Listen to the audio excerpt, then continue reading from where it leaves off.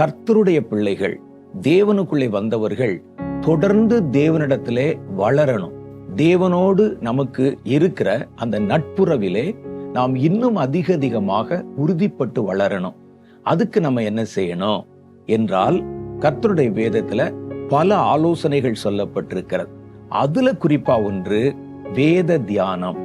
வேத தியானம் என்பது ஒரு ரட்சிக்கப்பட்ட புது நிலை கிறிஸ்தவனுக்கு மாத்திரமில்ல, தொடர்ந்து கர்த்தரோடு கூட வளர விரும்புகிற எல்லாருக்கும் அத்தியாவசியமான ஒன்று.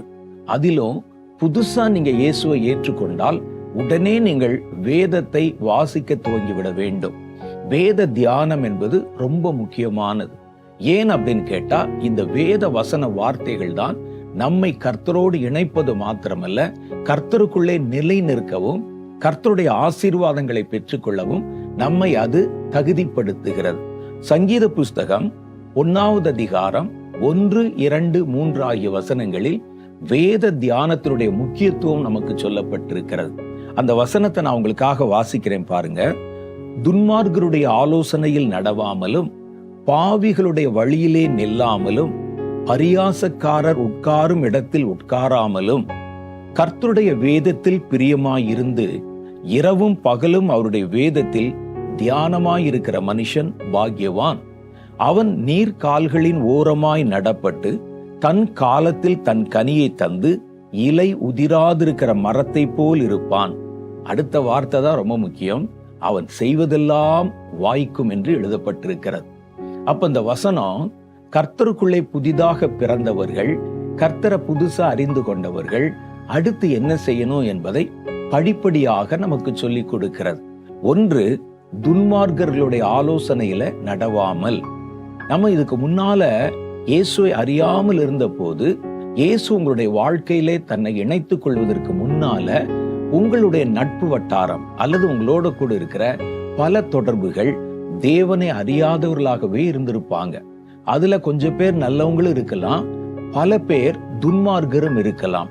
சில சமயத்துல நாமும் கூட அந்த துன்மார்க்கமான கெட்ட பாவ பழக்கங்களுக்கு அடிமைப்பட்டிருக்கிறதுனால அது மாதிரியான சிநேகிதர்கள் நமக்கு இருக்கலாம்.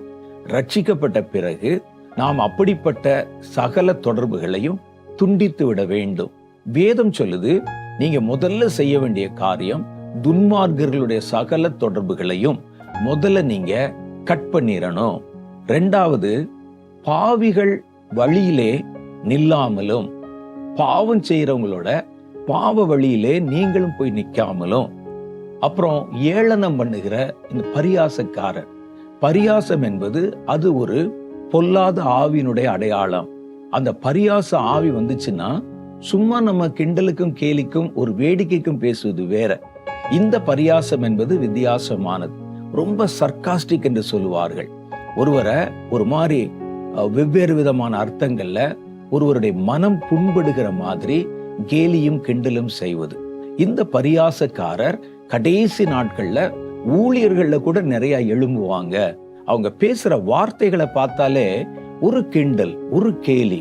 அவர் பெரியவர், வயசானவர், அதை பத்தி எதையுமே பார்க்க மாட்டாங்க. ஒரு கிண்டல், ஒரு கேலி. கர்த்தருடைய வசனத்தை சொன்னா கூட அந்த ஏளனமும் பரியாசமும் மிகுந்து காணப்படும். அப்படிப்பட்டவர்களுடைய உட்கார்ற இடத்துல கூட நீங்க உட்காராமலும். அடுத்து என்ன செய்யணுமா? இதுதான் முக்கியமானது. கர்த்தருடைய வேதத்திலே பிரியமாயிருந்து இரவும் பகலும் அவருடைய வேதத்தில் தியானமாயிருக்கிற மனுஷன் பாக்கியவான்.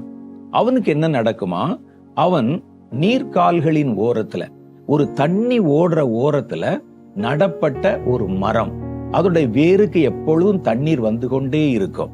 அந்த மரத்தை போல அவன் செழிப்பாக வளருவான். தன்னுடைய காலத்திலே தன்னுடைய கனியை தரும் அந்த மரத்தை போல அவன் எப்பொழுதும் நிலைத்திருப்பான். அடுத்த காரியம், அவன் என்ன செய்தாலும் அது அவனுக்கு வாய்க்கும் என்று வேத புஸ்தகம் சொல்லுகிறது. அப்ப இதனால இயேசுவை ஏற்றுக்கொண்டு பரிசுத்தாவின் அனுபவத்தையும் பெற்றுக்கொண்டு அடுத்து நம்ம செய்ய வேண்டிய காரியம் வேத தியானம்.